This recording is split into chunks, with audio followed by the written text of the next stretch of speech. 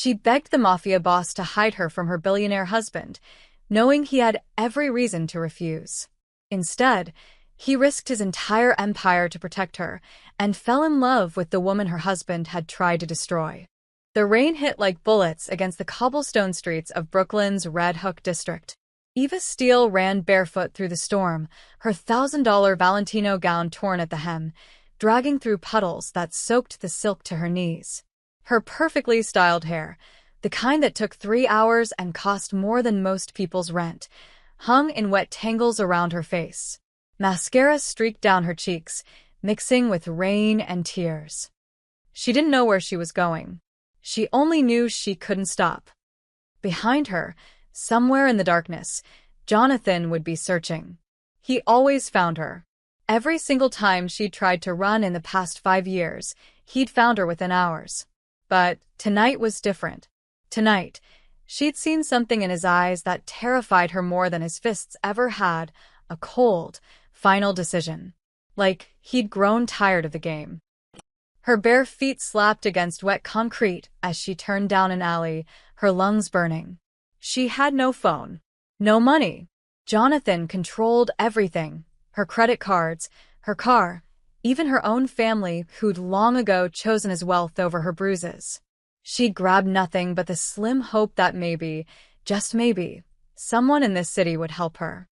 The alley opened into a quiet street lined with old warehouses. Most sat dark and abandoned, but one building ahead glowed with warm light from its second-floor windows. A black Mercedes was parked outside, raindrops dancing across its pristine hood. 2 men in dark suits stood by the entrance, smoking despite the downpour. Eva's heart hammered. She recognized this place from the society pages, from whispered conversations at charity galas. This was Riccardo Vitale's headquarters, the man who controlled half of Brooklyn's underground and had somehow managed to stay untouchable by both police and politicians.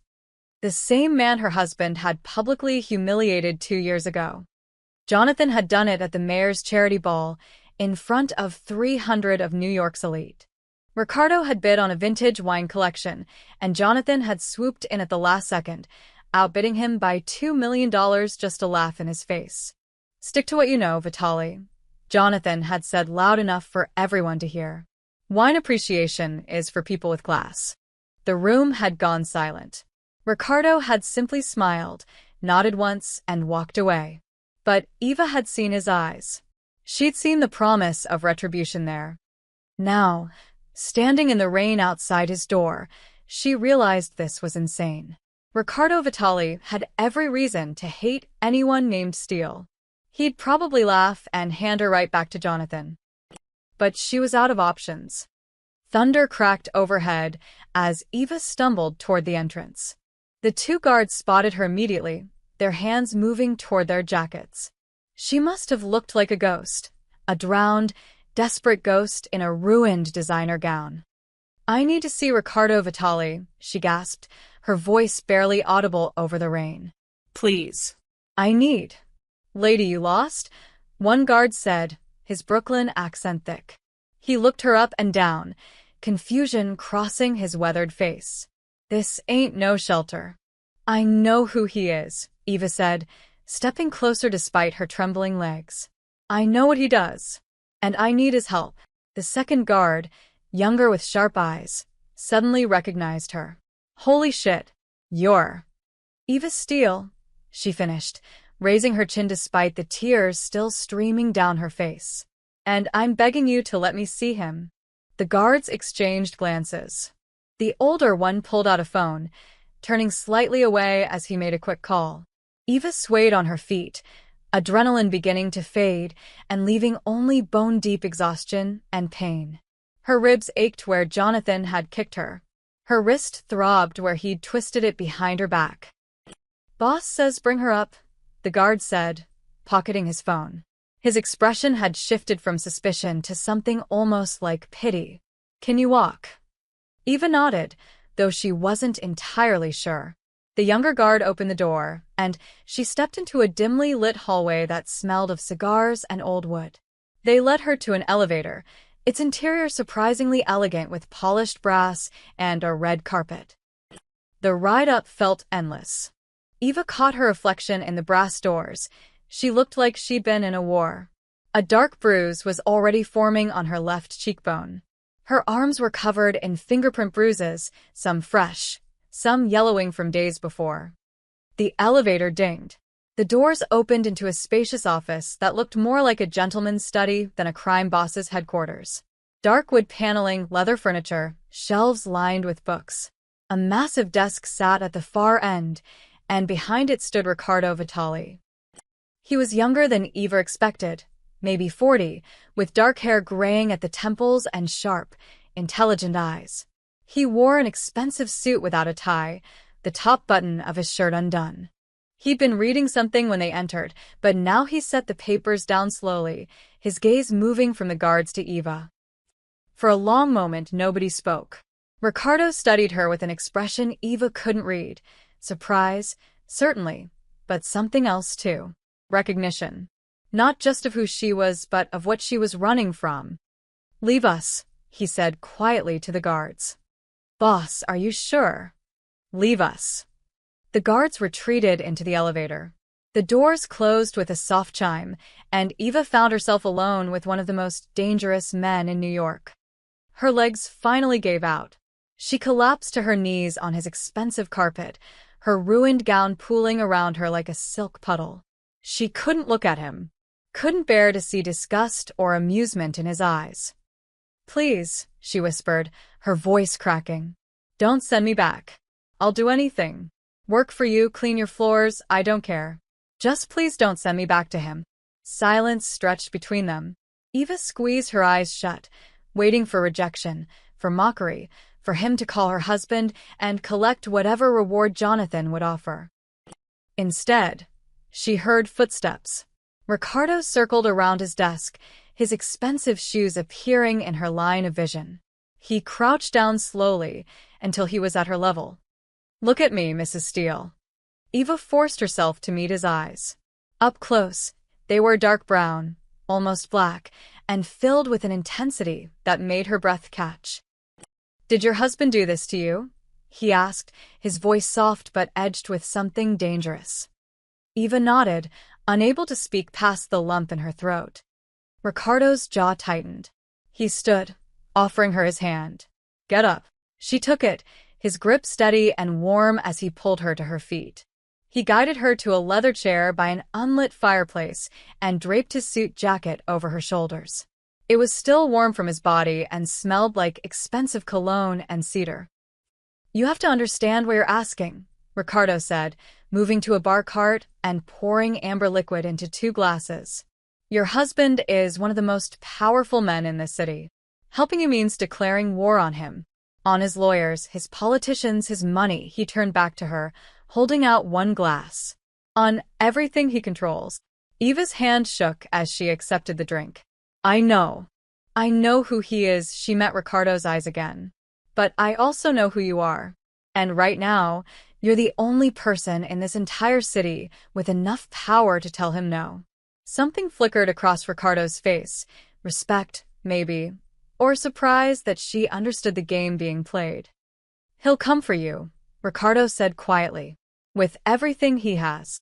"I know," Eva whispered. "I'm sorry. I shouldn't have come here. Her voice broke. "I had nowhere else to go."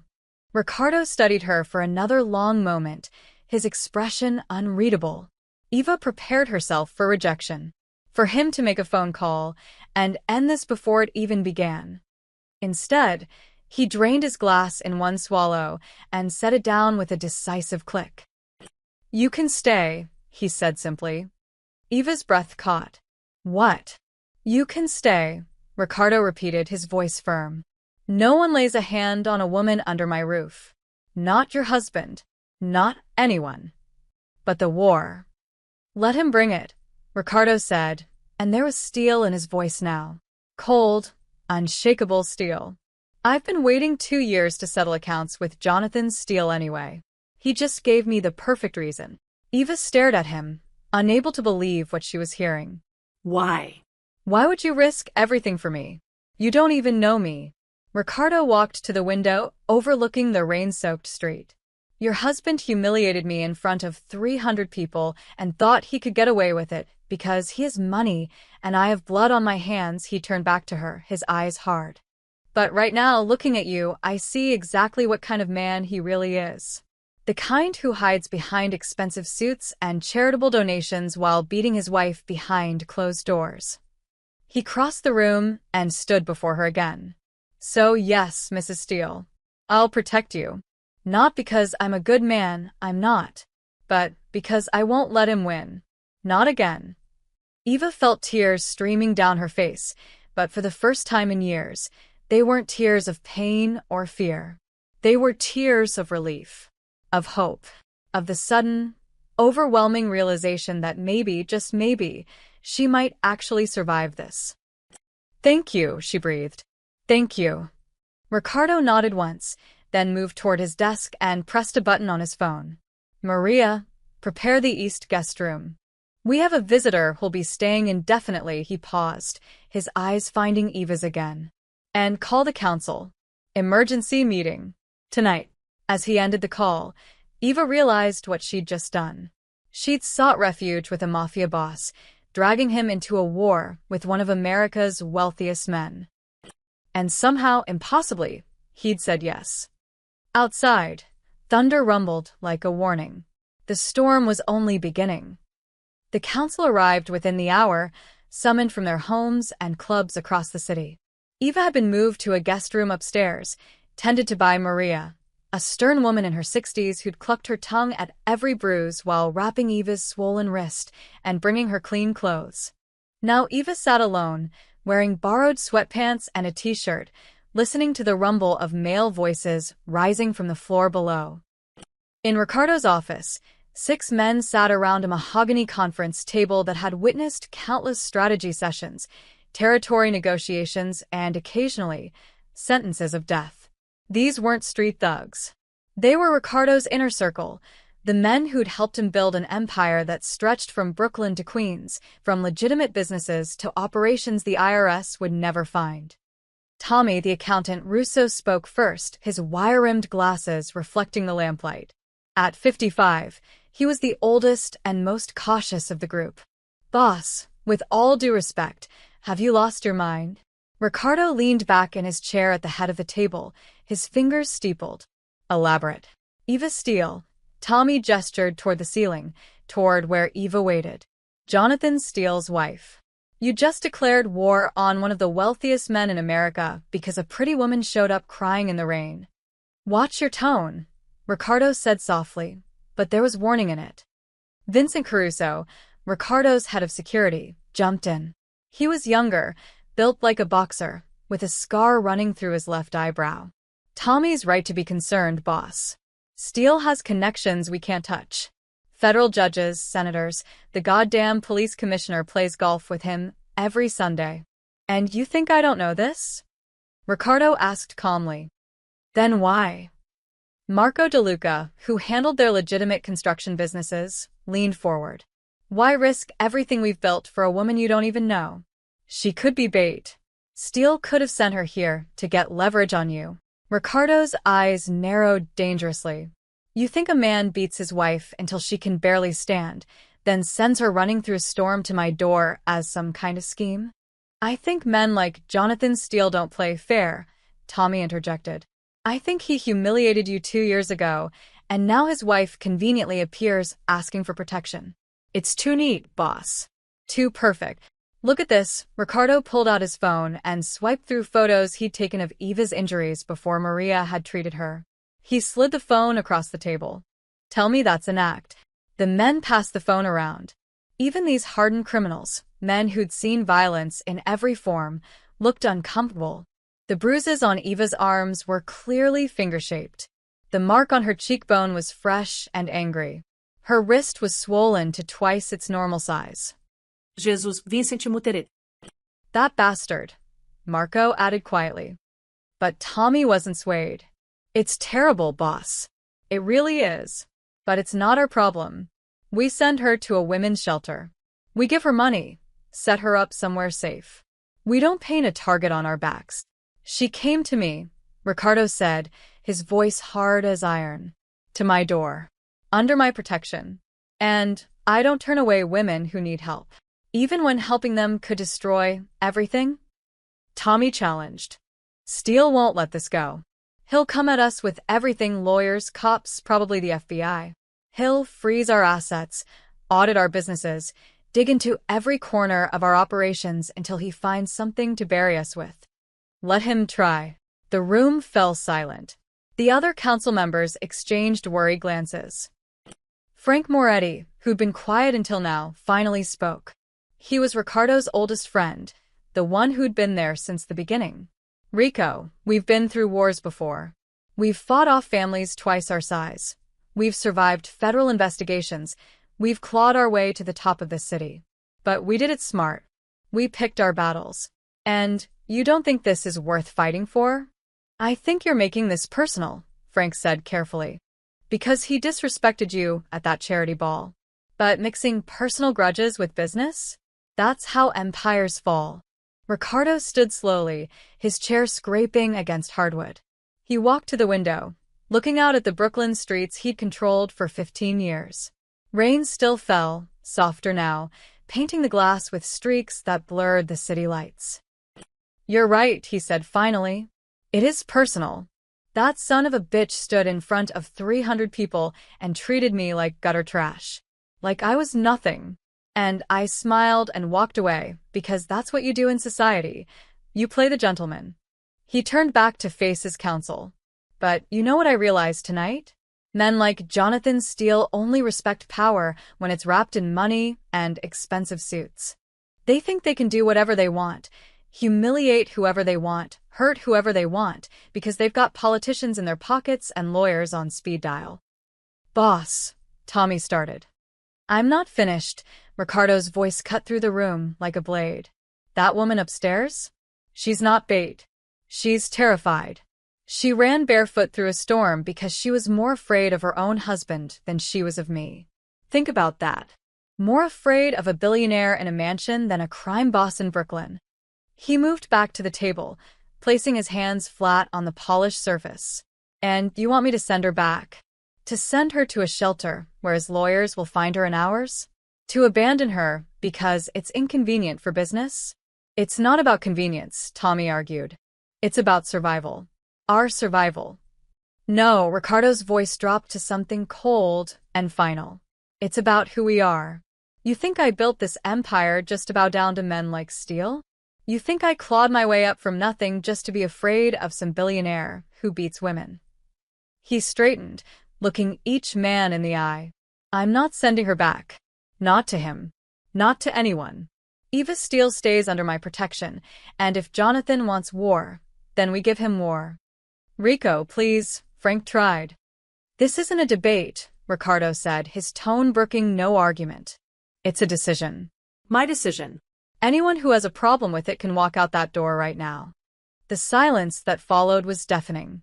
The council members looked at each other, years of loyalty warring with legitimate fear of what was coming. Tommy shook his head, his jaw tight. Vincent stared at the table. Marco rubbed his face with both hands. But nobody moved toward the door. You're betting everything on this, Tommy said finally. You know that, right? Everything we've built. I know exactly what I'm betting, Ricardo replied. And I know what I'm fighting for. Something more important than money or territory or power, he paused. I'm fighting to prove that men like Jonathan Steele don't get to win just because they have billions in the bank. Frank stood slowly, his expression a mix of resignation and respect. Then we fight. But we do it smart. We prepare for everything he's going to throw at us. Agreed, Ricardo said. Vincent, I want security doubled. Cameras on every entrance, guards in rotation. Nobody gets near this building without us knowing. On it, boss. Tommy, start moving our more vulnerable assets. Anything Steele's lawyers could easily freeze, shift it tonight. Tommy nodded grimly. I'll make the calls. Marco, reach out to our contacts in the police department. I want to know the second Steele files a missing person report or tries to get a warrant. Consider it done. Ricardo looked at each of them. Gentlemen, I won't lie to you. This is going to get ugly. Steele will come at us with everything he has. but we've survived worse, and we'll survive this. As the council filed out, still muttering concerns among themselves, Frank lingered behind. He waited until they were alone before speaking. "You really care about her," he said quietly. "This isn't just about Steele, is it?" Ricardo turned back to the window. "I saw something in her eyes tonight, Frank. Something I recognized. Fear, yes. But underneath that? Strength. The kind of strength it takes to run toward danger, because you know it's your only chance at survival. That's not an answer. It's the only answer I have right now." Ricardo's reflection in the glass looked tired suddenly. "Ask me again in a week." Frank nodded and headed for the door. "For what it's worth, boss. I hope you're right about her. Because if you're wrong, this city's going to burn." After he left, Ricardo stood alone in his office, listening to the rain and wondering if he'd just made the biggest mistake of his life. Or the most important decision. Eva couldn't sleep. The guest room was beautiful, cream-colored walls, a four-poster bed with Egyptian cotton sheets, a view of the Brooklyn Bridge lit up against the night sky. It was the nicest room she'd stayed in since leaving Jonathan's penthouse, yet she lay awake, staring at the ceiling, waiting for the door to burst open. Waiting for Jonathan to find her. Around 3 in the morning, she gave up. She wrapped a blanket around her shoulders and padded quietly into the hallway. The building was silent except for the hum of security cameras and the distant murmur of guards changing shifts. She found herself drawn to the warm light still glowing from Ricardo's office. The door was ajar. She peeked inside and saw him sitting in one of the leather chairs by the fireplace, a glass of whiskey in his hand, staring into the flames he'd finally lit. He'd removed his jacket and rolled up his shirt sleeves. He looked tired, human. "Can't sleep either?" he asked without looking at her. Eva jumped. I'm sorry. "I didn't mean to." "Come in," he gestured to the chair across from him. "You're not a prisoner here, Mrs. Steele. You can move freely." She entered slowly, clutching the blanket tighter. "It's Eva. Just Eva." "Eva," then he poured another glass of whiskey and offered it to her. Sit. "Please." She settled into the chair, accepting the glass with trembling hands. The fire warmed her face, but she couldn't seem to stop shaking. It wasn't from cold. "They hate me," she said quietly. "Your council. They think I'm going to destroy everything you've built. They're cautious. It's what keeps us alive." Ricardo studied her over the rim of his glass.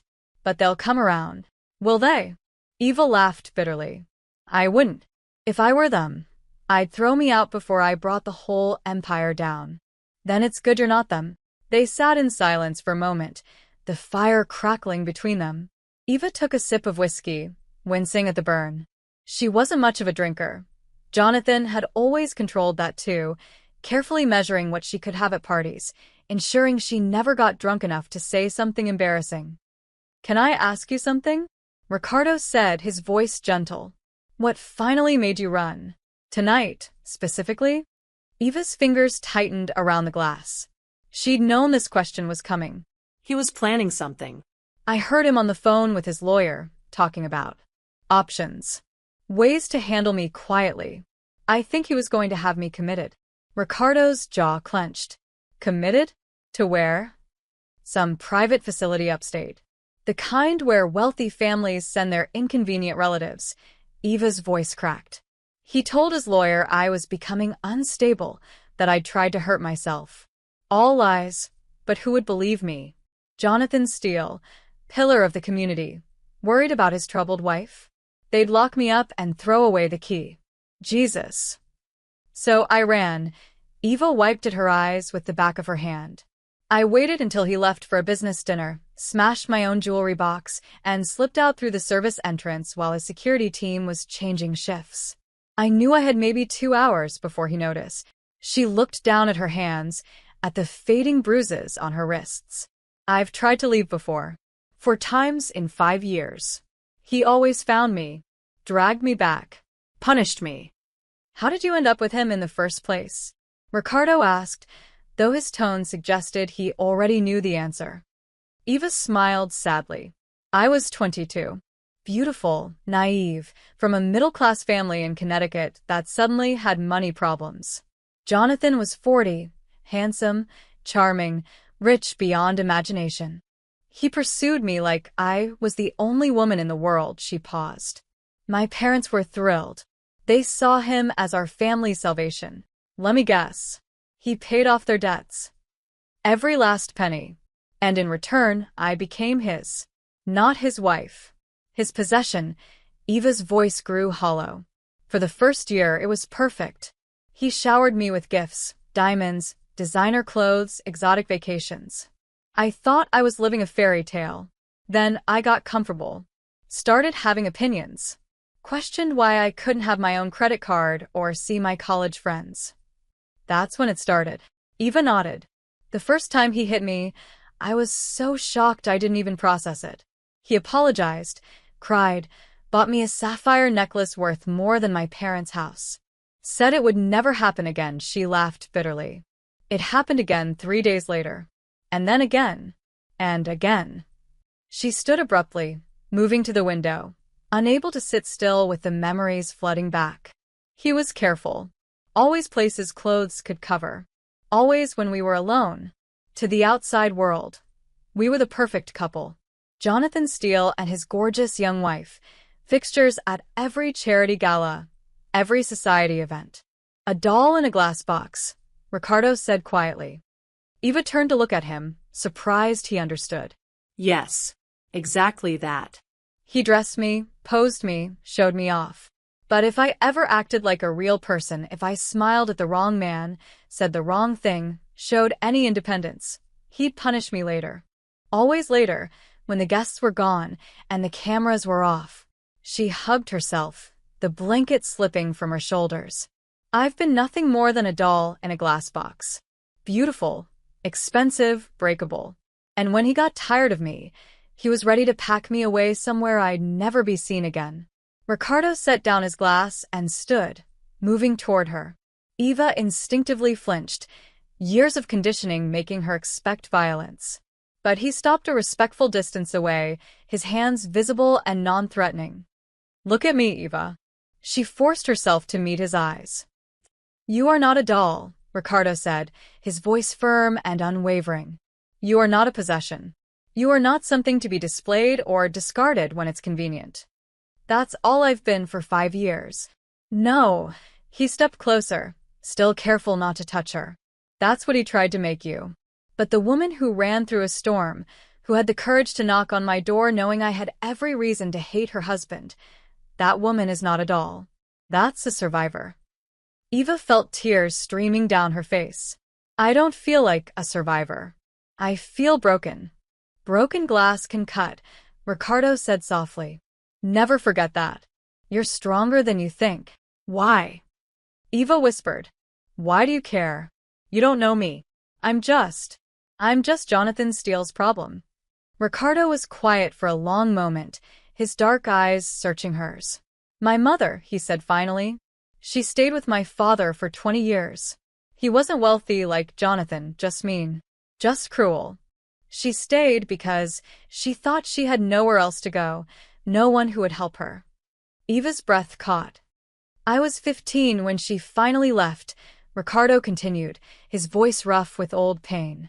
She showed up at my uncle's house in the middle of the night, beaten so badly she couldn't see out of one eye. My uncle took her in, protected her. It saved her life. He met Eva's gaze again. I swore that day that if I ever had the power, if I ever had the resources, I would never turn away a woman who needed help. I don't care who her husband is. I don't care what it costs me. Ricardo. You asked why I care, he said. That's why. Because I know what happens when no one cares. When everyone looks away because it's easier, because it's not their problem, his voice hardened. Your husband will never touch you again. Not while I'm breathing. That's not negotiable. Eva couldn't hold back the sob that escaped her. For 5 years, she'd been told she was worthless, that no one would believe her, that she deserved what happened. And here was this dangerous man, this crime boss everyone feared, treating her like she mattered. Treating her like she was human. Thank you, she managed through her tears.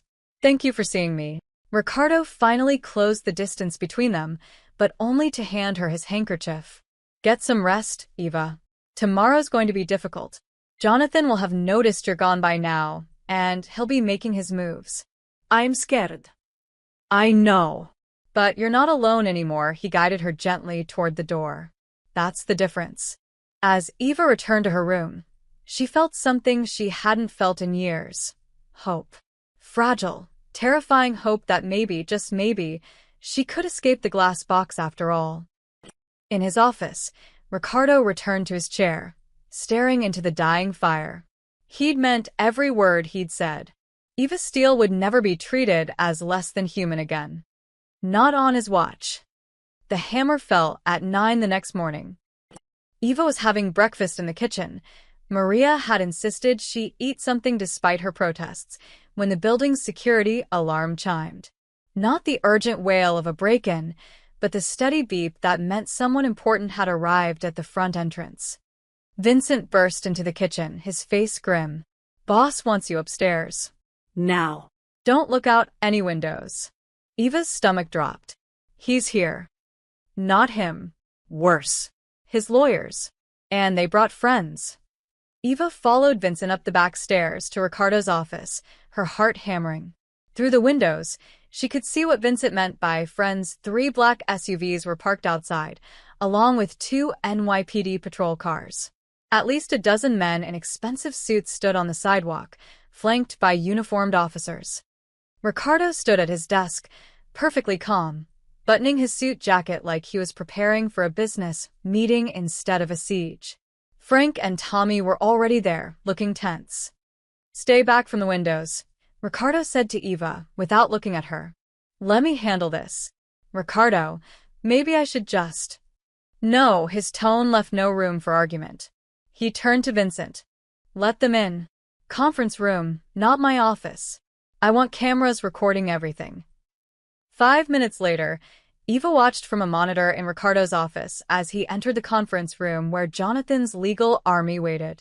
Leading them was Gerald Ashford, one of Manhattan's most feared attorneys, a man who'd successfully defended everyone from insider traders to murderers, as long as they could afford his 5-figure hourly rate. Mr. Vitale, Ashford said, his voice dripping with condescension. Thank you for agreeing to meet with us. I didn't agree to anything, Ricardo replied coolly, taking a seat at the head of the table like he owned the room, which, technically, he did. You showed up uninvited. There's a difference. Ashford smiled thinly and gestured to the man beside him, a police lieutenant Eva recognized from society events. Lieutenant Morrison is here as a courtesy. We're hoping to resolve this matter quietly and avoid any unpleasantness. Resolve what matter? Don't play games, Mr. Vitale. Ashford opened a leather briefcase and withdrew a stack of documents. We know Eva Steele is in this building. My client reported her missing last night. He's quite concerned for her welfare. I'm sure he is, Ricardo said dryly. Ashford slid the documents across the table. This is a court order granting Mr. Steele temporary custody of his wife due to concerns about her mental stability. We also have a warrant to search these premises for Mrs. Steele, who we believe may be a danger to herself or others. Eva's hands flew to her mouth. Even from the monitor, she could see the official seals, the judge's signature. Jonathan had worked fast. Ricardo picked up the papers, glanced at them for exactly 3 seconds, then tore them in half. The sound of ripping paper filled the room. Ashford's mouth fell open. Lieutenant Morrison's hand moved instinctively toward his weapon. You just destroyed a court order, Ashford sputtered, his composure cracking. That's contempt of court, obstruction of justice. That's toilet paper, Ricardo interrupted, his voice cold as ice. A judge signed that warrant at 3 a.m. based on lies Jonathan Steele fed him. Probably the same judge who's been in Steele's pocket for years. Mr. Vitale, I strongly advise. Let me tell you how this is going to work. Ricardo stood, and despite being outnumbered, he commanded the room. Eva Steele came here seeking protection from an abusive husband. She's covered in bruises, fresh ones. She's terrified for her life. And you want me to hand her back to the man who put those bruises there? Mrs. Steele is mentally unwell, Ashford said smoothly, recovering his professional mask. Mr. Steele has documented her erratic behavior, her paranoid delusions. Documented fabrications. Ricardo cut him off. Let me guess. Steele's private physician signed off on all of it? The one on his payroll? Lieutenant Morrison stepped forward. Mr. Vitale, regardless of your personal opinions, we have a legal warrant. If you don't produce Mrs. Steele immediately, I'll have no choice but to arrest you for obstruction. Ricardo turned his full attention to the lieutenant. Let me ask you something, Morrison. How much did Jonathan Steele donate to the Police Athletic League last year? Was it $2 million or $3 million? Morrison's jaw tightened. That has nothing to do with. It has everything to do with this. Ricardo moved around the table, his presence filling the room. You think I don't know how this works? Steele throws money at every judge, every politician, every cop in the city, and suddenly his warrants get signed, his problems disappear, and everyone looks the other way while he beats his wife. These are serious allegations, Ashford warned. And without proof. I have proof. Ricardo pulled out his phone and pulled up the photos he'd taken of Eva's injuries. He tossed the phone onto the table. Scroll through those and tell me again about her mental health. Ashford's face paled as he looked at the images. Even Morrison seemed uncomfortable. But Ashford recovered quickly, the professional shark returning. Photos can be doctored. Mrs. Steele could have inflicted those injuries herself as part of her delusions. You actually believe that? Ricardo asked quietly, dangerously. What I believe is irrelevant. The law is clear. We have a court order. Your law, Ricardo interrupted, his voice dropping to something that made even the armed police officers shift nervously, doesn't apply here. Not in my building. Not when it comes to protecting a woman from the man who's been terrorizing her for 5 years. Mr. Vitale, Morrison said, his hand now actually on his weapon. You need to understand the position you're putting yourself in.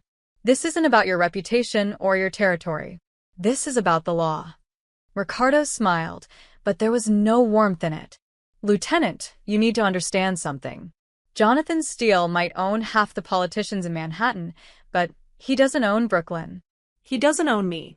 And his money, his lawyers, his corrupt judges? They mean nothing here. He leaned forward, his hands flat on the table. So here's what's going to happen. You're going to leave my building. You're going to tell Jonathan Steele that Eva is under my protection, and that's not changing. And if he wants her back, he's going to have to come through me. That's a threat, Ashford said, standing quickly. Witnesses heard you threaten my client. That's a promise, Ricardo corrected. My law outweighs yours, counselor. And in this borough, my word is the only one that matters. The room fell silent. It was a direct challenge, thrown down like a gauntlet. The billionaire elite versus the Mafia underworld. Money and political power against loyalty and street justice. Morrison looked genuinely torn. Mr. Vitale, if you don't comply, I'll have to arrest you. Try it, Ricardo said softly. But before you do, ask yourself how many of your fellow officers will actually back you up when word gets out that you're helping a wife-beater get his victim back. Ask yourself what happens when the press learns that Jonathan Steele's mentally unstable wife is actually a battered woman, and you tried to drag her back to her abuser at gunpoint. Morrison's hand fell away from his weapon. He was calculating, weighing his loyalty to the badge against the political firestorm that would erupt if Ricardo went public with Eva's story. This isn't over, Ashford said, gathering his ruined documents with trembling hands. Mr. Steele has resources you can't imagine. He'll come at you with everything. Let him, Ricardo replied.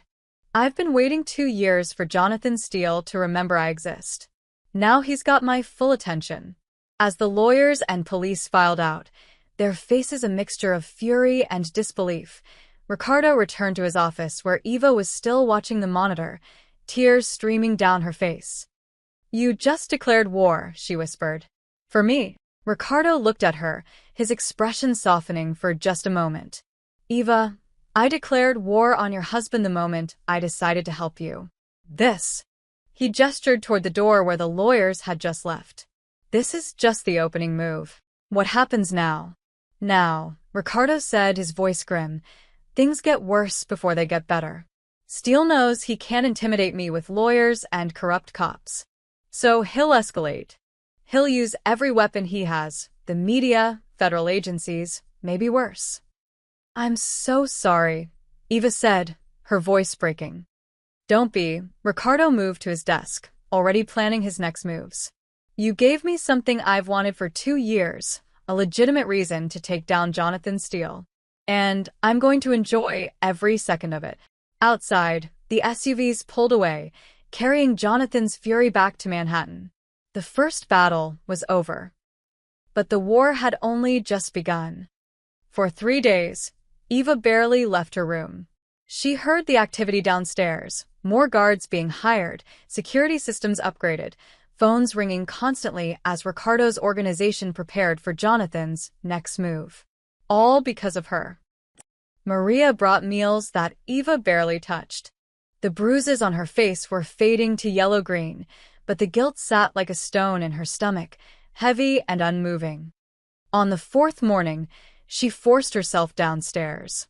The building was different now. Cameras on every corner, armed men stationed at every entrance. She counted at least a dozen new faces, all hard-eyed men who watched everything with the wariness of soldiers expecting attack. This was her fault. All of it. She found Ricardo in his office, surrounded by Tommy and Vincent, studying security reports. They fell silent when she appeared in the doorway. I'm sorry, she said quietly. I should have knocked. Don't be ridiculous, Ricardo replied, waving her in. This is your home too. Home. The word felt foreign. Homes weren't supposed to have armed guards and surveillance cameras. We'll finish this later, Ricardo told his men. After they left, he turned to Eva. You haven't been eating. I'm not hungry. Maria says you've barely touched anything in 3 days. I'm fine. Ricardo studied her for a long moment. You're not fine. Talk to me. Eva wrapped her arms around herself, unable to meet his eyes. I heard Tommy this morning, on the phone with one of your accountants. They're moving millions of dollars because of me. Restructuring your entire operation because my husband might come after your assets. That's just good business. It's not just good business. Eva's voice cracked. Your whole life is being turned upside down. Your men are working double shifts. You're spending a fortune on security. All because I showed up crying at your door. Eva. I'm a burden, she whispered. An expensive, dangerous burden. And the worst part is, I know you're only doing this because of your pride. Because Jonathan humiliated you, and now you want revenge. I'm just the excuse. The silence that followed was sharp enough to cut. When Ricardo finally spoke, his voice was controlled, but edged with something dangerous. Is that what you think? That you're an excuse? What else could I be? Eva forced herself to look at him. You don't know me. We're strangers. But you're risking everything you've built for me. It doesn't make sense unless, she swallowed hard. Unless I'm just a weapon you're using against him. Ricardo stood slowly, moving around his desk. Sit down? I'd rather stand. Sit. Down. It wasn't loud, but the command in his voice made her sink into the nearest chair. Ricardo leaned against his desk, arms crossed, studying her with those dark, unreadable eyes. You want to know why I'm doing this? He asked quietly. The real reason? Yes. Because 5 years ago, when your husband humiliated me in front of 300 people, I made a choice. I could have killed him. Easily. One word, and he would have disappeared. But I didn't because I'm trying to be more than what this city thinks I am. More than just a criminal. He paused, his jaw tight. And then you showed up at my door, broken and terrified, and I saw exactly what kind of man Jonathan Steele really is. Not the philanthropist, not the business genius. A coward who hides behind money and beats women where no one can see. So it is about him, Eva said bitterly. About revenge. No, Ricardo's voice hardened. It's about you. About every woman like you who thinks she's worthless, because some man told her she was. About my mother, who stayed for 20 years because she believed no one would help her. About proving that wealth and power don't give you the right to destroy people. Eva shook her head. You don't understand. I'm nothing without him. I have no money, no education beyond a bachelor's degree in art history that's useless. No job experience. No skills. Her voice dropped to a whisper. I was raised to smile and obey. To be decorative. That's all I know how to do. That's what he taught you to believe. It's the truth. Eva stood abruptly, anger finally breaking through the shame. Look at me, Ricardo. Really look. I'm 27 years old, and I can't even order food for myself without panicking about whether I'm allowed to. I ask permission before using the bathroom. I apologize for existing. What kind of person does that? A person who survived 5 years of systematic abuse, Ricardo said firmly. A person who was broken down piece by someone who is supposed to love her. Broken. Exactly. I'm broken. So fix yourself, Ricardo said, and there was challenge in his voice now. You're out. You escaped. You did the hardest part, you ran. Now do the next hardest part. Believe you're worth saving. Eva laughed, but it came out as a sob. I don't know how. Ricardo moved closer, and Eva flinched despite herself. He stopped immediately, his hands visible and non-threatening. Look at me, Eva. She forced her eyes up. You're not a trophy here, he said, his voice softer but no less intense. You're not decoration. You're not a doll to be posed and displayed. You're human. A real person with thoughts and feelings and rights that nobody, not Jonathan, not anyone, gets to take away. I don't feel human, Eva whispered. I feel empty. Like all the parts that make someone a real person got scooped out years ago. Then we'll help you find them again. Ricardo's expression gentled. But first, you need to stop apologizing for being here. Stop acting like you don't deserve protection. Stop treating yourself the way Jonathan taught you to. How am I supposed to do that? Start small. Eat breakfast tomorrow, without asking if it's okay. Walk through this building without apologizing to every person you pass. Say what you want instead of what you think others want to hear. Eva wiped at her eyes. And if I can't, then you try again the next day. And the day after that, Ricardo straightened. Eva, Jonathan spent 5 years teaching you that you're worthless. It's going to take time to unlearn that. But I promise you, you're worth every second, every dollar, every risk I'm taking. Why? The word came out as a plea. Why do you care so much? Ricardo was quiet for a long moment, something flickering in his eyes that Eva couldn't read. Because someone cared enough to save my mother. And because he paused, then continued quietly. Because when I look at you, I don't see a burden. I see someone fighting like hell to survive. That's not nothing, Eva. That's everything. Eva felt something crack inside her chest, the armor she'd built around her shame, around her self-loathing. It hurt, but it also felt like she could breathe for the first time in days. I'll try, she whispered. That's all I'm asking. And Ricardo? She met his eyes. Thank you for seeing me as more than what he made me. He nodded once. Now go eat something. Maria's making pasta, and if you don't show up, she'll drag both of us into that kitchen by our ears. Eva managed a small, genuine smile. It felt strange on her face, like a muscle she'd forgotten how to use. But as she left his office, she felt something else too, a tiny, fragile spark of belief that maybe, just maybe, she could be more than Jonathan's broken trophy. Maybe she could be Eva again. Whatever that meant.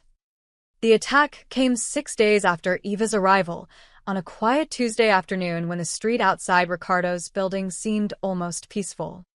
Eva had finally started venturing to the small rooftop garden Maria maintained, a space filled with tomato plants and herbs that somehow thrived despite the Brooklyn pollution. It was the first place Eva had found that didn't feel like a cage. She could see the sky, feel the breeze, and for brief moments, remember what freedom felt like. She was watering the basil plants when she heard the commotion below. Shouting. Car doors slamming. Then voices calling out. Mrs. Steele. Eva Steele. Just a few questions. Eva froze, the water ink trembling in her hands. She moved to the edge of the roof and looked down at the street. 3 vans had pulled up and men were pouring out, maybe a dozen of them, all carrying cameras with oversized lenses, microphones, professional equipment. Paparazzi. The press had found her. Vincent and 2 other guards were already outside, blocking the building's entrance. "This is private property," Vincent barked. "Clear out before." "Mrs. Steele has a right to tell her story," one of the photographers shouted, his camera already clicking. "The public deserves to know the truth about her disappearance." Eva's heart hammered. This was it. Jonathan had sicked the media on her. By tomorrow, her face would be plastered across every tabloid in New York, probably with headlines about how she'd run away with a mobster, how she was unstable, unfaithful, crazy. She turned to run back inside, but stopped. Something felt wrong. The paparazzi were moving too deliberately, too coordinated. Real press would be chaotic, scrambling over each other for shots. These men moved like a unit, like soldiers. And their cameras, Eva had been photographed enough to know equipment. Those cameras were cheap knockoffs, the kind you'd grab for show, not professional work. "Get inside," a voice said behind her. Frank had appeared on the rooftop, his gun already drawn. "Now, Eva." "They're not really paparazzi, are they?" Eva whispered. No. "They're not." Below, the situation was deteriorating fast. The fake photographers had spread out, surrounding the building's entrance. Vincent was on his radio, calling for backup, but the paparazzi were pressing forward, their cameras abandoned now, hands reaching into jackets. "Mrs. Steele," one of them called up, and Eva saw his face clearly now, military haircut, dead eyes, a professional coldness that made her blood freeze. "Mr. Steele is very worried about you. He just wants you to come home." Eva, inside now. Frank grabbed her arm just as the first gunshot cracked through the air. Everything exploded into chaos. The fake paparazzi dropped their pretense entirely, pulling weapons and rushing Vincent's position. But Ricardo's men had been ready. More guards poured from the building, and suddenly the quiet Brooklyn street became a war zone. Frank shoved Eva through the rooftop door and down the stairs. She could hear it all. Gunfire, shouting, the crash of metal on metal. Her legs barely worked as Frank half-carried her to Ricardo's office. Ricardo was already there, barking orders into his phone, his face a mask of cold fury. When he saw Eva, something shifted in his expression. "Are you hurt?" "No, Stay here. Don't move from this room." He started past her, but Eva grabbed his arm. "Don't go out there. Please. They came for you." "Eva," his voice was deadly calm. "In my territory. To my building. That ends now." He disappeared down the stairs. Frank locked the door behind them and positioned himself by the window, gun ready. Eva stood frozen in the middle of the office, listening to the sounds of violence filtering up from below. It lasted maybe 3 minutes, but it felt like hours. The gunfire finally stopped, replaced by sirens in the distance. Eva moved to the window despite Frank's protests and looked down at the street. Bodies. Not dead. She could see them moving, groaning, being zip-tied by Ricardo's men. Blood stained the sidewalk. The fake paparazzi vans had their tires shot out, surrounded by Ricardo's security team. And in the middle of it all stood Ricardo, his white shirt spattered with blood that Eva desperately hoped wasn't his. He was talking on his phone, his free hand gesturing sharply. Even from up here, Eva could see the fury radiating from him. The door burst open.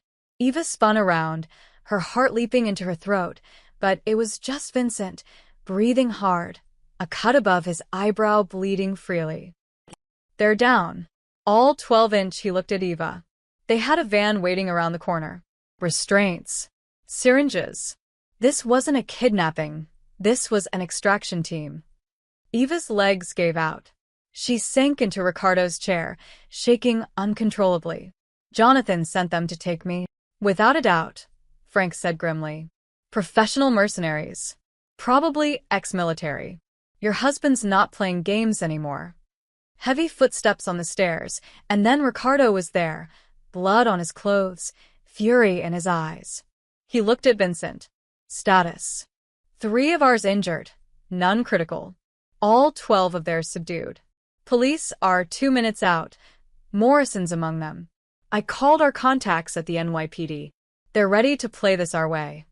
Good. Make sure those mercenaries talk. I want to know exactly who hired them.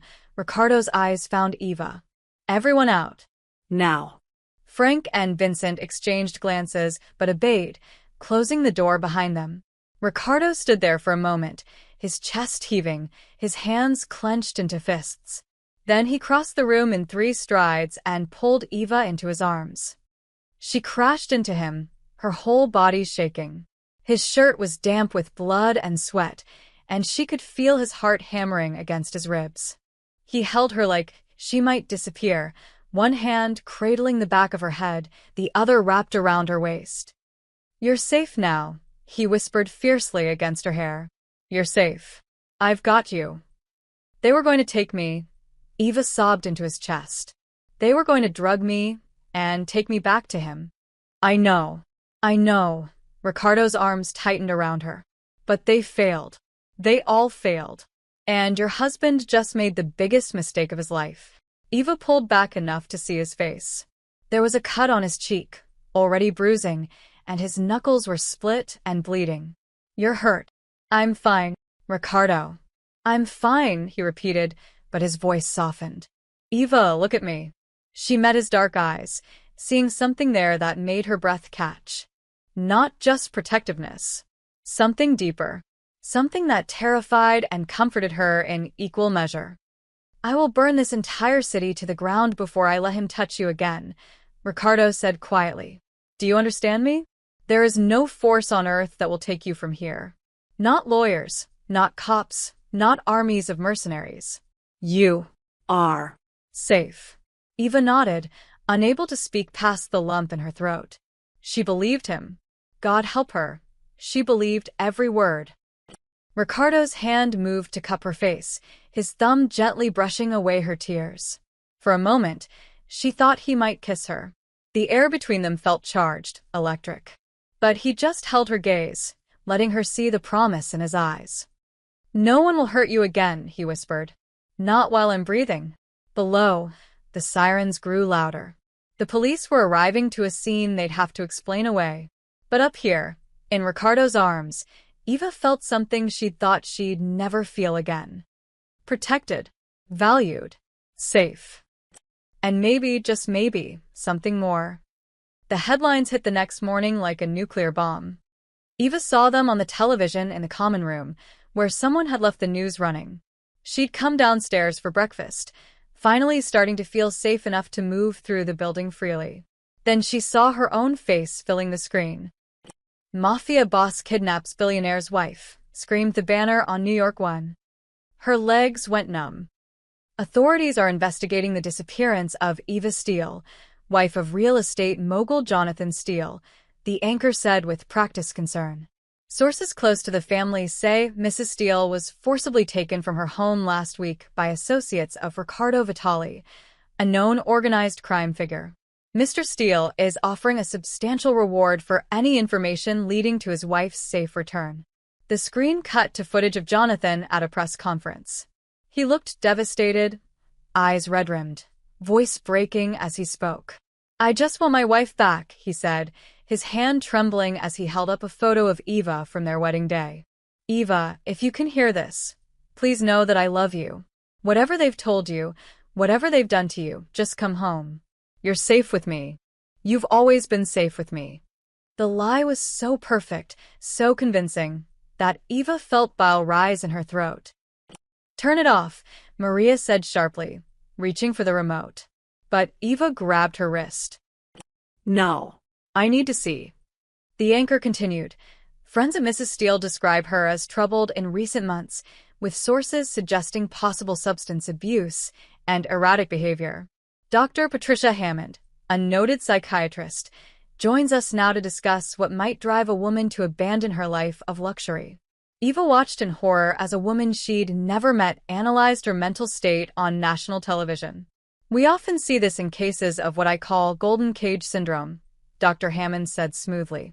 Women married to wealthy men sometimes develop paranoid delusions about their husbands, seeking excitement or validation elsewhere. The choice of a dangerous criminal like Riccardo Vitali suggests Mrs. Steele may be experiencing a break from reality. Jesus Christ, Frank muttered from the doorway. They're crucifying you. Eva couldn't respond. She was frozen, watching her entire life being dismantled on live television. By noon, it was everywhere. Every news station, every tabloid, every gossip website. Her face was plastered across New York, sometimes the glamorous photos from charity galas, sometimes unflattering paparazzi shots that made her look unstable, disheveled. Gold digger's gambit. Did Eva Steele trade one rich man for another? Friends worry kidnapped socialite may be suffering from Stockholm Syndrome. Jonathan Steele's heartbreak. A marriage destroyed by mental illness. The stories were coordinated, vicious, and completely one-sided. Jonathan's PR machine had mobilized overnight, feeding carefully crafted lies to every outlet in the city. Eva was painted as unstable, manipulative, a troubled woman who'd either been kidnapped or had run away with a gangster in some desperate bid for attention. Former friends, society women Eva had smiled beside at 1,000 charity events, gave tearful interviews about her concerning behavior and wild mood swings. Jonathan's doctor appeared on 3 different shows, sadly confirming that yes, Mrs. Steele had been receiving treatment for anxiety and depression, though he couldn't discuss details due to patient confidentiality. The implication was clear: she was crazy. By evening, protesters had gathered outside Riccardo's building. Not many, maybe 20 people, but cameras made them look like a crowd. "Free Eva Steele," they chanted. "Bring her home." Eva watched from the window, her whole body shaking. This was worse than the mercenaries. At least bullets were honest. This was her entire existence being rewritten, her truth being buried under an avalanche of Jonathan's money and influence. "Eva," Riccardo's voice came from behind her. "Step away from the window." She didn't move. "They think I'm insane. Or a gold digger. Or both. They think what Jonathan paid them to think. Look at them." Eva gestured at the protesters below. "Regular people who actually believe I need to be rescued." From you. "From the one person who's actually protecting me." "Eva." "I have to go." The words tumbled out before she could stop them. "I have to leave. This is destroying you. Your reputation, your business, everything. And for what? For me? I'm not worth this." "Don't," Riccardo said, his voice hard. "I'm serious." Eva turned to face him, tears streaming down her face. "Let me go." I'll figure something out. Maybe if I leave the city, go somewhere Jonathan can't find me." "There is nowhere Jonathan can't find you," Riccardo interrupted. "Not with his resources. Not with every news outlet in America broadcasting your face." "Then I'll go back to him." Eva's voice broke on the words. "I'll tell everyone I was confused, that I'm sorry that." "Absolutely not. Riccardo, please. You don't understand what he's doing. This is just the beginning. He'll destroy everything you've built, everyone you care about, until there's nothing left. Let me go before it's too late." Riccardo closed the distance between them in 2 strides. He gripped her shoulders, not hard enough to hurt, but firm enough to make her meet his eyes. "Listen to me very carefully. If you go back to him, if you walk out that door, they will tear you apart. They're already tearing me apart." No. "This." He gestured toward the television still playing in the background. "This is noise. Expensive noise, but still just noise. If you go back to Jonathan now, you'll be validating every lie he's told. You'll be the crazy wife who had an episode and came crawling home." And then his voice dropped. "Then he'll make sure you never leave again. The mental institution he was planning? That'll be your reality. And this time, no one will question it." Eva's breath came in ragged gasps. "So what do I do? Just hide here while the whole world thinks I'm either kidnapped or insane?" "You survive," Riccardo said fiercely. You let me handle the media war while you focus on healing, on becoming strong enough to fight back. I don't know how to fight men like Jonathan. Then learn. Ricardo's hands moved from her shoulders to cup her face, forcing her to maintain eye contact. Eva, he's winning because you're still thinking like his victim. Like the woman he spent 5 years breaking down. But you're out now. You're free. And freedom means fighting for yourself. I'm so tired of fighting. I know, his voice softened. I know you are. But giving up now means Jonathan wins everything. He gets to keep abusing you, keep controlling you, keep treating you like property. Is that what you want? No, Eva whispered. But I don't want to destroy you either. You're not destroying me. You're giving me a purpose. Ricardo's thumbs brushed away her tears. For 2 years, I've run this organization, made money, gained power, and for what? To prove I'm more than what people think I am? This, protecting you, fighting for you, this is the first time in years I've felt like I'm doing something that actually matters. How can you say that? Look what it's costing you. Look what it's giving me, Ricardo countered. A chance to take down a man who deserves it. A chance to prove that money doesn't make you untouchable. A chance to, he stopped, something vulnerable flickering in his eyes. A chance to protect someone who needs protecting. Eva stared at him, seeing past the crime boss to the man underneath. The man whose mother had suffered for 20 years. The man who'd built an empire but still felt empty. The man who was risking everything for a stranger who'd shown up crying in the rain. I'm scared, she admitted. So am I, Ricardo said, and the honesty in his voice shocked her. I'm scared Jonathan will find a way to hurt you that I can't stop. I'm scared he'll turn the whole city against us. I'm scared that, he paused, that you'll start believing his lies instead of trusting yourself. What if I already do? What if part of me thinks they're right? Then that's the part of you he created. The part that needs to die so the real Eva can live. Ricardo's expression hardened with determination. Stay. Fight. Prove to yourself that you're more than what he made you. And let me worry about the media circus. Eva searched his eyes, looking for doubt, for regret, for any sign that he secretly wanted her gone. She found none, only fierce, unwavering conviction. Okay, she whispered finally. Okay, I'll stay. Ricardo nodded, relief flickering across his face. Good. Now go upstairs. Don't watch the news. Don't read anything online. Let them scream into the void. We'll respond when we're ready. As Eva headed for the stairs, her legs shaky but functional, she heard Ricardo on the phone. Tommy, I need you to find me the best PR firm in the city. One that's not afraid of getting dirty. It's time we told our side of the story. The media war was far from over. But for the first time, Eva realized she didn't have to fight it alone. 2 weeks after the media storm began, Eva woke to find a package outside her bedroom door. Inside were jeans, t-shirts, sneakers, simple, comfortable clothes in her size. No designer labels, no silk, no restrictive elegance. Just normal clothes. A note was tucked inside, written in Ricardo's sharp handwriting. Thought you might be tired of borrowed sweatpants. No gowns. No performance.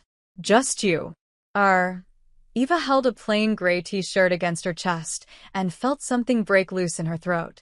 For 5 years, Jonathan had dictated every outfit, designer gowns for galas, specific dresses for dinners, even her casual wear had to meet his standards. She'd forgotten what it felt like to wear something just because it was comfortable. She put on the jeans and a soft blue t-shirt. They fit perfectly. When she looked in the mirror, she barely recognized herself, not because she looked bad, but because she looked normal. Real. Human. Downstairs, she found Ricardo in the kitchen with Maria, arguing good-naturedly about whether garlic belonged in marinara sauce. It's a crime against Italian cooking, Maria insisted, waving her wooden spoon threateningly. My grandmother used garlic, Ricardo countered. Are you saying my nana didn't know how to cook? Your nana was Sicilian. Different rules. They both stopped when they saw Eva. She felt suddenly self-conscious in her simple clothes, like she was dressed wrong for some occasion she didn't understand. The jeans fit, Ricardo said, a small smile playing at his lips. They're perfect. Thank you, Eva hesitated. How did you know my size? Maria's been doing your laundry for 2 weeks. She has an excellent eye. Maria sniffed.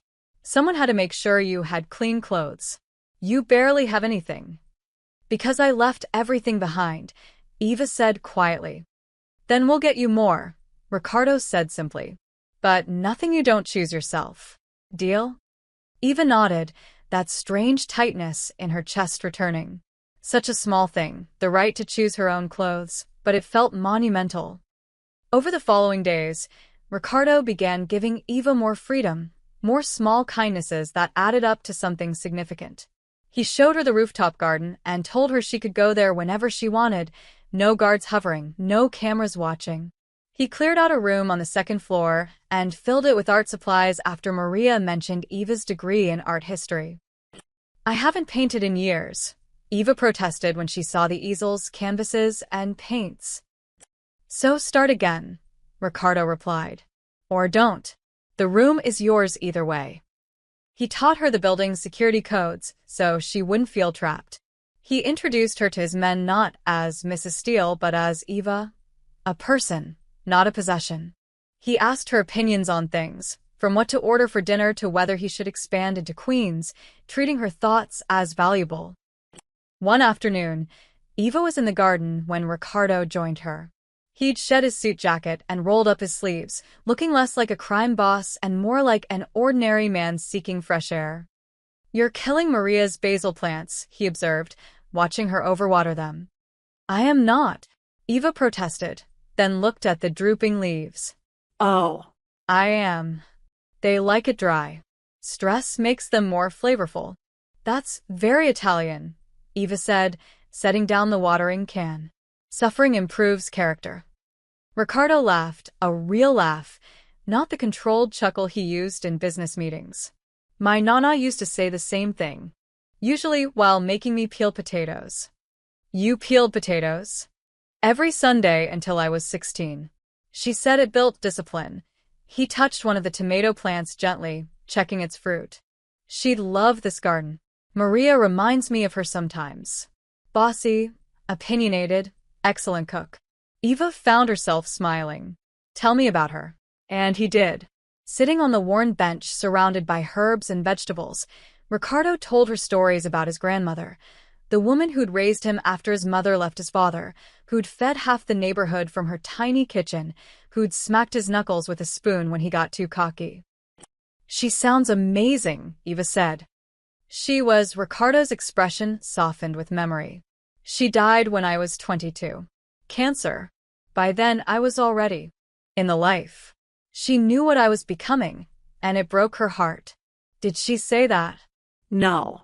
She just looked at me one day and said, Ricardo, make sure you remember who you are underneath all of this. Don't let the darkness eat the light. He paused. I think about that a lot. Eva studied his profile, the strong jaw, the tired eyes, the weight he carried. I think she'd be proud of you. For this. For helping me. Maybe he turned to look at her. Or maybe she'd smack me for getting involved in a war over a woman I barely know. Do you regret it? Not even a little bit. The honesty in his voice made Eva's breath catch. They sat in comfortable silence for a moment and then Eva asked, Can I ask you something? Why did you really get into this life? The organized crime business? Ricardo was quiet for so long she thought he wouldn't answer. Finally, he said, Because I was good at it. And because when you grow up with nothing, when you watch your mother get beaten and your family struggle to survive, you do whatever it takes to make sure it never happens again. He met her eyes. Power means safety. Control means protection. Or at least, that's what I told myself. And now I'm not so sure. He gestured at the garden, at the building below, at the life he'd built. I have everything I thought I wanted. Power, money, respect. But it's still just darkness. Until you showed up, bleeding and terrified, and reminded me what the power was supposed to be for. Eva's heart hammered. Ricardo, A crash from inside interrupted them. They rushed downstairs to find Frank wrestling with a large package. "Delivery," he grunted. "From your PR firm." Inside were mock-ups of their counter-campaign, photos, talking points, a strategy to fight back against Jonathan's narrative. But what caught Eva's attention was a blown-up photo of herself from years ago, before Jonathan, smiling genuinely at something off-camera. "Where did they find this?" she breathed. "Your college roommate," Tommy said, appearing with a folder. "We tracked her down. She had dozens of photos of you from before. The real you." Eva stared at the image. That girl looked happy. Free. Alive. She'd forgotten that person existed. "We're going to remind people who you really are," Ricardo said quietly beside her. "Not Jonathan's trophy. You." That evening, Eva returned to the art room Ricardo had set up. She stood before a blank canvas for 20 minutes, paralyzed by possibility. Then, slowly, she picked up a brush. She painted the rooftop garden, the tomato plants, the basil, the view of Brooklyn beyond. But in the center, she painted two figures sitting on the bench, just silhouettes, but clearly a man and a woman, talking like normal people, like friends. Or maybe something more. When Ricardo found her hours later, paint in her hair and on her hands, actually smiling as she worked, he felt something shift in his chest. This wasn't the broken woman who'd stumbled through his door in a torn gown. This was Eva, the real Eva, beginning to emerge from underneath years of damage. "It's beautiful," he said from the doorway. Eva turned, startled, then smiled. Not the careful, practiced smile of a trophy wife. A real smile, genuine and warm. "I'd forgotten how good this feels. Painting? Creating something. Choosing something." Being myself," she set down her brush. "Thank you. For this room. For the clothes. For treating me like I'm capable of having thoughts and making choices." "Eva, you are capable. You always were." He stepped into the room. "Jonathan just spent 5 years trying to convince you otherwise." She looked at him, really looked at him, seeing past the dangerous reputation to the man who'd given her freedom in 100 small ways. "You see me," she whispered. "The real me. Not who I was supposed to be, but who I actually am." "I see someone stronger than she realizes," Ricardo said quietly. "Someone who survived hell and came out fighting." Eva laughed, but it came out as a half-sob. "I'm not fighting. I'm hiding in your building, painting pictures and killing basil plants. You're healing. That's its own kind of fighting." And suddenly, impossibly, Eva laughed. Really laughed, not from politeness or obligation, but from genuine emotion. It bubbled up from somewhere deep inside, breaking through years of careful control. Ricardo found himself smiling too, drawn to the sound of her authentic joy. For the first time in years, Eva felt like herself. Not a trophy, not a victim, just Eva. And Ricardo, watching her laugh with paint on her hands and light in her eyes, realized he was in serious trouble. Because he wasn't just protecting her anymore. He was falling for her. The emergency council meeting was called at midnight, 3 weeks after Eva's arrival. She wasn't supposed to know about it, but she'd heard the tense whispers, seen the worried faces of Ricardo's men. Something bad was happening. She crept down the back stairs in her bare feet, careful to avoid the creaky third step, and positioned herself in the alcove just outside Ricardo's conference room. The door was slightly ajar, and she could hear every word. "It's getting worse," Tommy's voice, sharp with anxiety. "Steele's lawyers have frozen 3 of our legitimate accounts. The construction business in Queens is under investigation by the IRS. 2 city contracts we've had for years just got mysteriously canceled.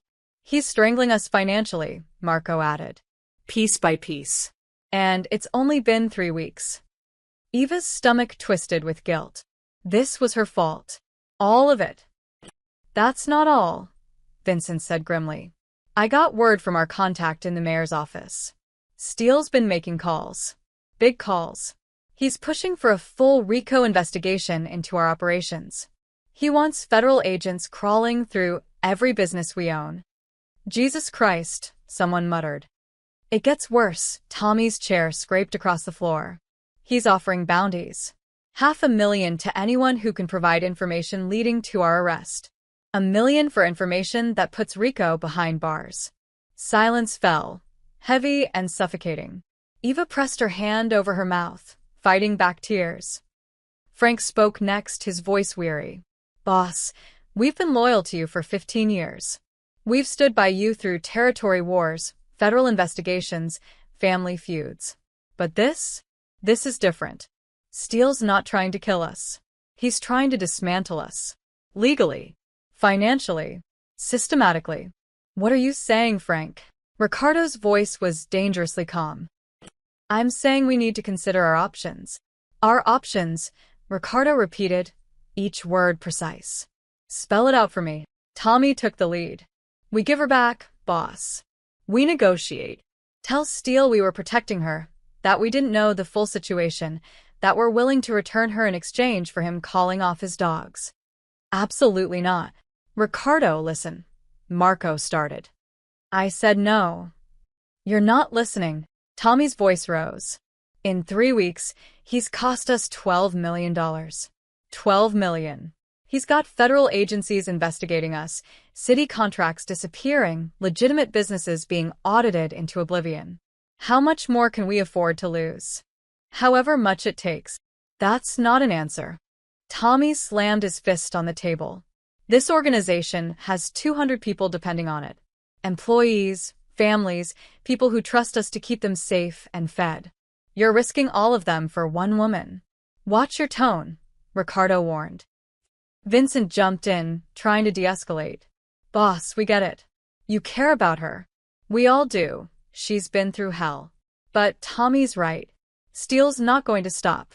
He's going to keep coming at us until there's nothing left. Is Eva worth destroying everything we've built? Eva felt like she'd been punched. The answer should be no. Of course the answer should be no. She wasn't worth all of this. Yes, Ricardo said simply. She is. More silence. Eva could barely breathe. You've lost your mind, Tommy said flatly. You're thinking with your heart instead of your head, and it's going to get us all destroyed. I'm thinking clearly for the first time in years, Ricardo countered. You want to know what's worth fighting for? What's worth risking everything for? It's not money. It's not territory. It's not power. Then what? Marco demanded. Doing the right thing, Ricardo said quietly. For once in my life, doing something that actually matters. Right and wrong are luxuries we can't afford, Tommy argued. We're criminals, Rico. We break the law for a living. Since when do we care about moral high grounds? Since I watched a woman show up at my door, beaten and terrified, begging for help because her billionaire husband was planning to lock her in a mental institution for the rest of her life, Ricardo's voice hardened. Since I realized that all this power, all this money, all this respect we've built, it means nothing if we can't use it to protect people who need protecting. Beautiful speech, Tommy said bitterly. But speeches don't pay bills or keep federal agents from kicking down our doors. Frank's voice cut through the tension. This is an ultimatum, Rico. We're giving you one. It's her or us. Hand Eva over to Steele or we walk. All of us. Eva's heart stopped. They were abandoning him. Because of her. You're bluffing, Ricardo said, but there was uncertainty in his voice. We're not, Tommy replied. We've discussed it. All of us. We'll give you 24 hours to make the right choice. After that, if Eva's still here, we're out. You'll be running this organization alone. You'd really do that? Ricardo asked quietly. After everything we've been through? We'd really do that, Frank confirmed, and Eva could hear the pain in his voice. Because we care about you too much to watch you destroy yourself over a woman you barely know. Sometimes loyalty means saving someone from their own bad decisions. She's not a bad decision. She's a disaster, Tommy shot back. And if you can't see that, then you're too far gone to help. Chairs scraped. Footsteps headed toward the door. Eva pressed herself deeper into the shadows, her whole body trembling. Wait, Ricardo said. His voice had changed, gone cold and absolute. Before you walk out that door, let me make something perfectly clear. If you try to take Eva from this building, if you try to force me to hand her over, if you make a deal with Steele behind my back, I will bury you next to him. Every single one of you. The footsteps stopped. That's a threat against your own men, Frank said slowly. Your own family. That's a promise, Ricardo replied, echoing the words he'd used with Jonathan's lawyers. I've protected Eva for 3 weeks, and I'll protect her for 3 more years if I have to. Alone if necessary. But no one, not Steele, not the feds, and certainly not you, is taking her from here. Not while I'm breathing. You're choosing her over us, Marco said, disbelief in his voice. Over 15 years of loyalty, over everything we've built together. For a woman you met 3 weeks ago. I'm choosing what's right, Ricardo corrected. Something I should have been doing all along. Now get out. All of you. I'll run this organization myself if I have to. The footsteps resumed, angry and final. The door opened fully, and Eva had to squeeze herself into the alcove to avoid being seen as the council members filed past, their faces grim and furious. When they were gone, she heard Ricardo's chair scrape back, a glass being filled. The sound of him drinking, then setting it down hard. She should leave. Go back upstairs before he found her eavesdropping. But her legs wouldn't move. You can come in, Eva, Ricardo called out. I know you're there. Eva's heart lurched. Slowly, she stepped into the doorway. Ricardo stood by his window, his back to her, one hand braced against the glass. How much did you hear? He asked. All of it. He nodded, unsurprised. Then you know what's at stake. They're leaving you, Eva whispered. Because of me. Your entire organization is falling apart because you won't give me back. They'll come around. No. They won't. Tears streamed down Eva's face. And they're right, Ricardo. I'm not worth this. I'm not worth you losing everything. Your men, your business, everything you've built. Ricardo turned to face her. His expression was weary but resolute. That's not your call to make. Then I'm making it. Eva's voice broke. I'll leave. Tomorrow. I'll disappear somewhere Steele can't find me, and you can tell your council I'm gone. You can save your organization. Eva. No one has ever chosen me over power, Eva said, the words tumbling out through her tears. Not my parents, who sold me to Jonathan to pay their debts. Not my friends, who believed his lies instead of my truth. Not anyone. But you. You're losing everything, and you still won't let me go. She crossed the room, stood in front of him, her whole body shaking. Why? Why would you do this for me? Ricardo looked at her for a long moment. Then, slowly, he reached up and cupped her face, his thumbs brushing away her tears. Because you matter, he said simply. Because every person deserves someone who'll stand up for them when the whole world is against them. Because I've spent 15 years building an empire on fear and money, and for the first time, I have a chance to build something on something real. I'm not real, Eva protested weakly. I'm broken and damaged, and you're the most real thing in my life, Ricardo interrupted. And I'm not giving that up. Not for them. Not for anyone. Eva couldn't hold back the sob that escaped her. No one had ever chosen her. No one had ever valued her more than what she could provide them. But here was this dangerous, powerful man, risking his entire world because he believed she was worth it. I don't know what to do, she whispered. You don't have to do anything, Ricardo said quietly. Just stay. Let me fight for you. That's all I'm asking. Eva nodded, unable to speak. And when Ricardo pulled her into his arms, holding her while she cried, she realized something terrifying and wonderful. She was falling for him too. The videos hit the internet at dawn. Eva was still asleep when her phone, one of the burner phones Ricardo had given her, started buzzing incessantly. She ignored it at first, but then Maria knocked urgently on her door. Don't go online, Maria said, her face pale. Don't look at anything. Rico wants you to stay in your room. But it was too late. Eva's hands were already reaching for her laptop. The first video had been viewed 3 million times in 6 hours. The thumbnail showed Eva's face, tear-streaked and distorted with anguish. The title read, "The Real Eva Steele, Unstable Wife's Breakdown Caught on Camera." Eva's finger hovered over the play button. She shouldn't watch. She knew she shouldn't. But she clicked anyway. The video opened on their penthouse bedroom. Eva was on the floor, curled in a ball, sobbing uncontrollably. Her voice was raw, broken. "Please, Jonathan, please. I'm sorry. I won't do it again. Please don't lock me in here. Please." The camera was steady, clearly mounted somewhere high. Jonathan had recorded her without her knowledge. His voice came from off-screen, calm and measured. "Eva, honey, you're not well. You need help. Why do you keep doing this to yourself?" "I'm not crazy," past Eva screamed, her voice shrill with hysteria. "Stop telling people I'm crazy. Sweetheart, you just try to hurt yourself again. Look at your wrists." The camera zoomed in on Eva's arms, showing angry red marks. Eva remembered that night. Jonathan had grabbed her wrists so hard he left bruises, then photographed them as evidence of self-harm. "I didn't, you did that. You hurt me. Eva, please.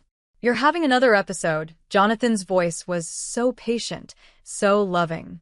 To anyone watching, he seemed like a saint dealing with an unstable wife. Eva slammed the laptop shut, but it was too late. She was shaking so hard her teeth chattered. There were more videos.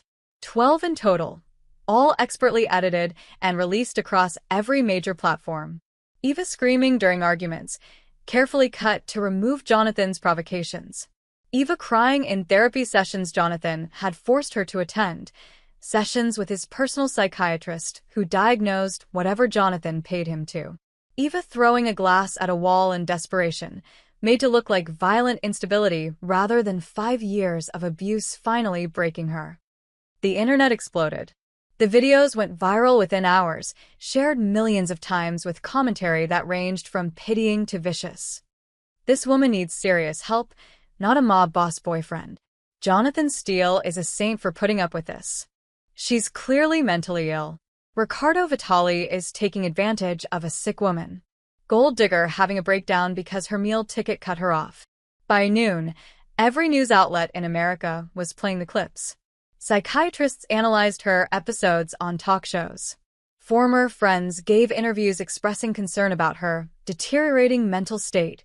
Jonathan appeared on Good Morning America, looking devastated, begging Eva to come home and get help. "I still love her," he said, his voice breaking perfectly.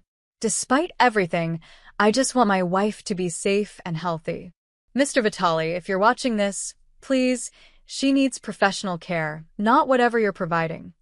Eva sat on her bedroom floor, watching her entire life be destroyed in real time.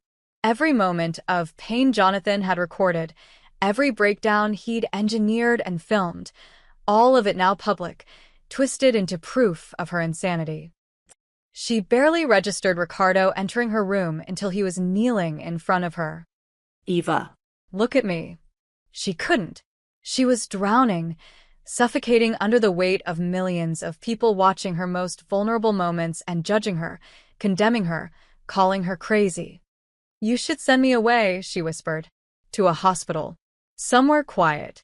He's right. "I am crazy." No. "You're not."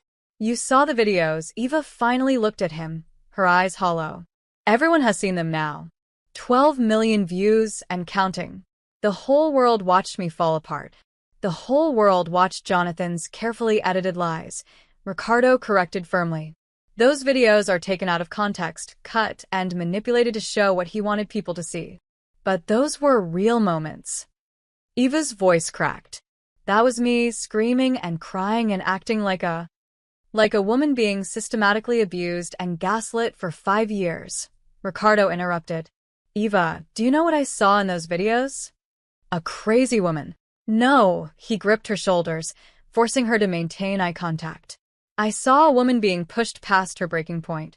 I saw someone fighting to hold on to reality, while her husband recorded her pain and told her she was imagining it.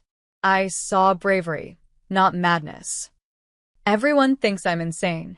Everyone is watching edited footage designed to make you look insane. There's a difference. Ricardo's jaw was tight with fury. Jonathan recorded you at your lowest moments, moments he created, and now he's using them as weapons. That's not evidence of your mental illness. That's evidence of his cruelty. Eva shook her head, tears streaming down her face.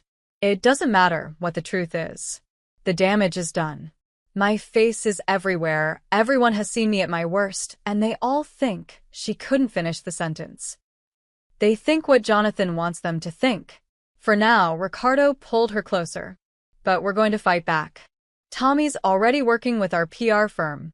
We're going to release your medical records from before you met Jonathan, clean bill of mental health. We're going to get statements from people who knew you in college. We're going to show context for every single one of those videos. It won't work. His narrative is already out there. Then we'll create a better one. Ricardo's voice was steel wrapped in velvet. Eva, listen to me. This is what he does. He takes your worst moments and uses them to control you. He made you believe you were worthless, that no one would ever believe you, that you deserved what he did. Maybe I do deserve it. Stop. Ricardo cupped her face in his hands. You're not broken, Eva. He is. A real man doesn't record his wife's pain to use as ammunition later. A real man doesn't gaslight and abuse someone until they break, then film the breaking and call it proof of insanity. But everyone believes him. Eva sobbed. Everyone thinks I'm crazy. Even your counsel thinks you're insane for protecting me. I don't care what anyone thinks, Ricardo said fiercely. I know the truth. I see who you really are.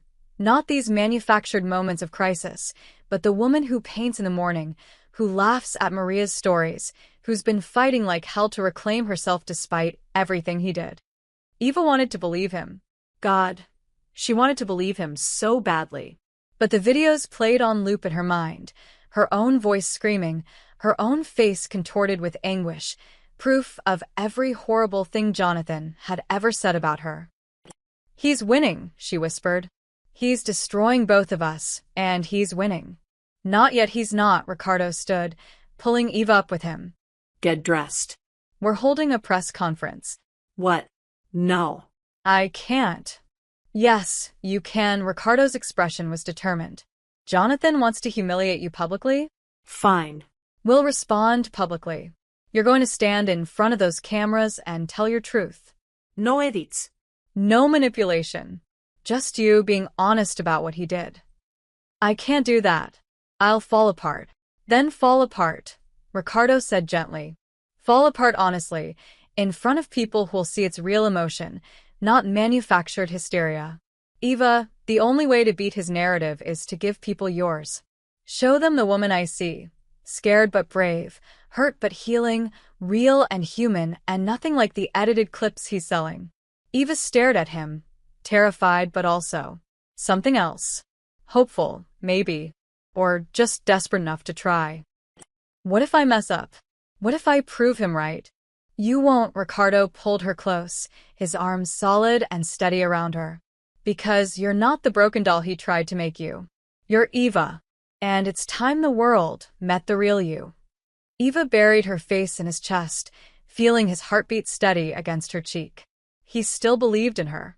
Even after watching those horrible videos, even with his entire organization abandoning him, even with the whole world calling her crazy, he still believed she was worth fighting for.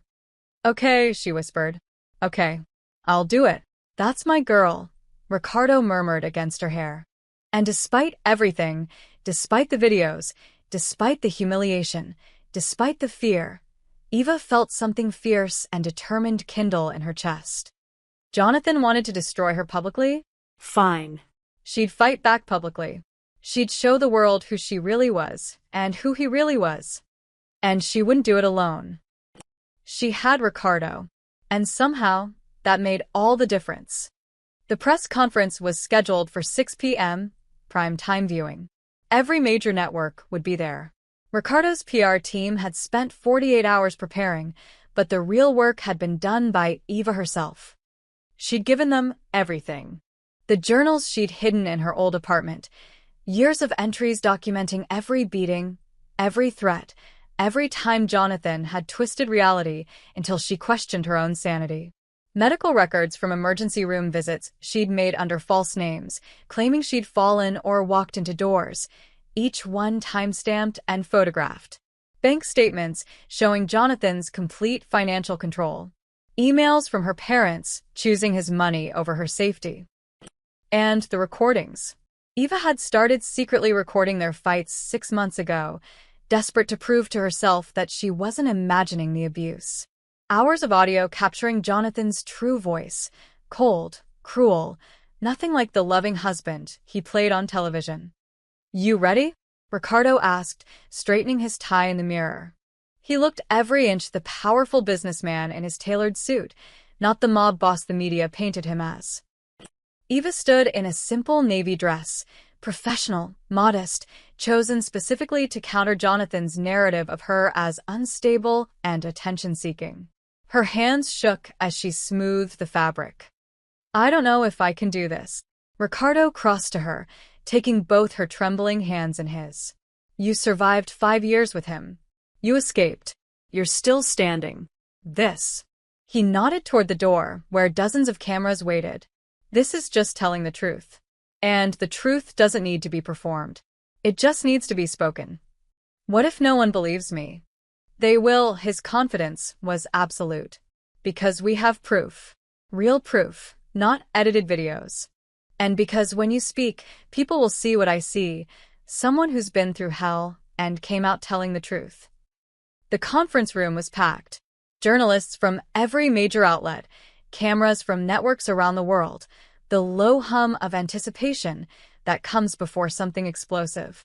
As Eva entered with Ricardo at her side, the room fell silent. She could see the judgment in their eyes.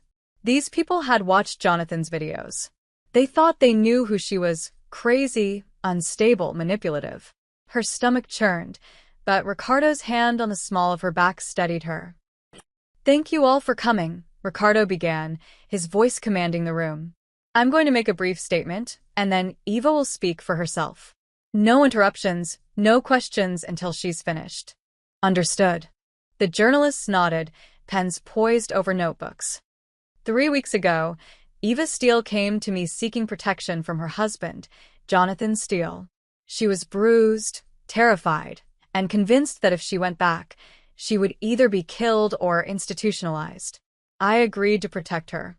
Not because of some romantic entanglement as the media has suggested, but because it was the right thing to do. He paused, letting that sink in. Jonathan Steele is a billionaire with tremendous influence.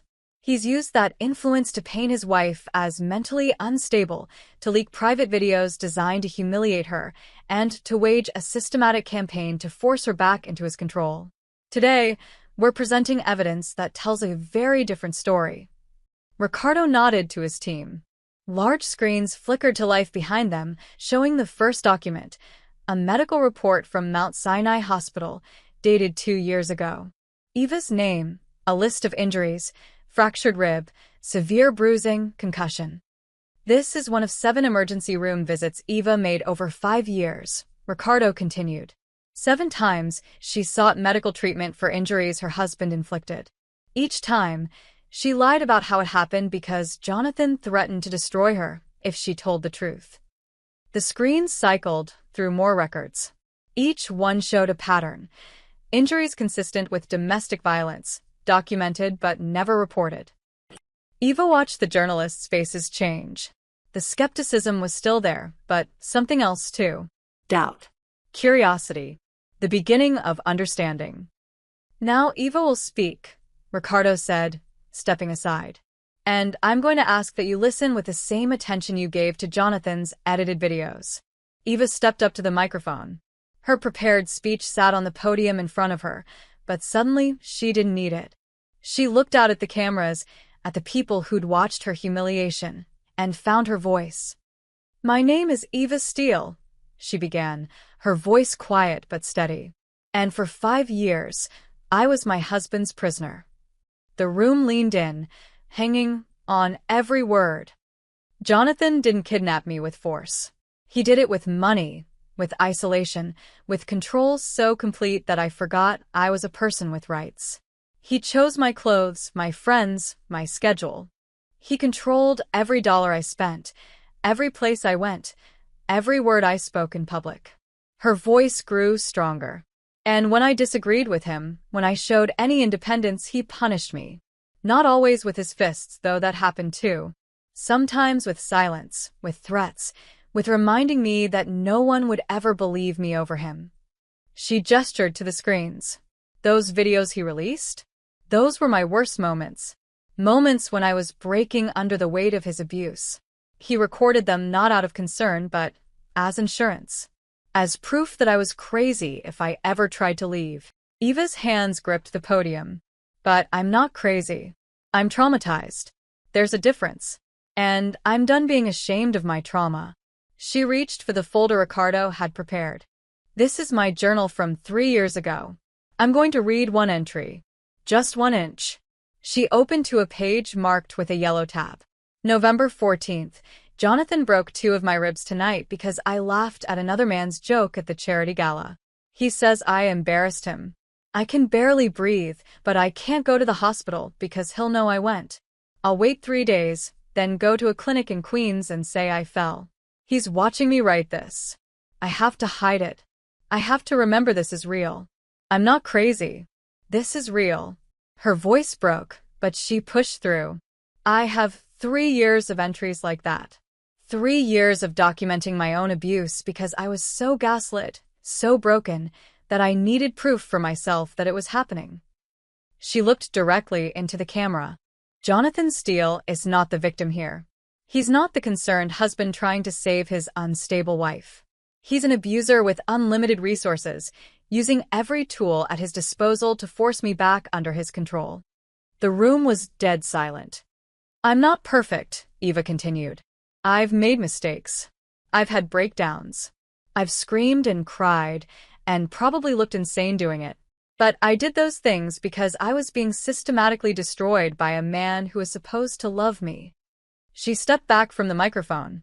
That's all I have to say. The room erupted, journalists shouting questions, cameras flashing. But Ricardo was already there, stepping between Eva and the chaos, his arm around her shoulders, shielding her. One more thing, Ricardo said, his voice cutting through the noise. The room quieted. We're releasing all of this evidence, the medical records, the journal entries, the audio recordings, to the public. Everything Jonathan tried to hide, everything he threatened Eva to keep secret.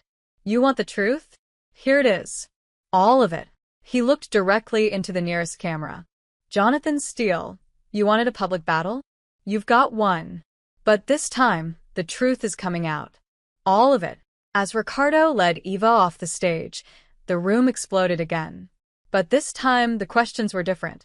This time, they were directed at Jonathan's narrative, at his lies, at the holes in his perfect story. Outside, Eva collapsed against the wall, adrenaline leaving her system in a rush. She'd done it. She'd spoken her truth in front of the entire world. You were incredible, Ricardo said, pulling her close. I was terrified. You were both, he smiled. But you did it anyway. That's courage. Within the hour, the story had shifted. News outlets were re-examining Jonathan's videos with new context. Social media erupted with support for Eva. The hashtag #BelieveEva was trending worldwide.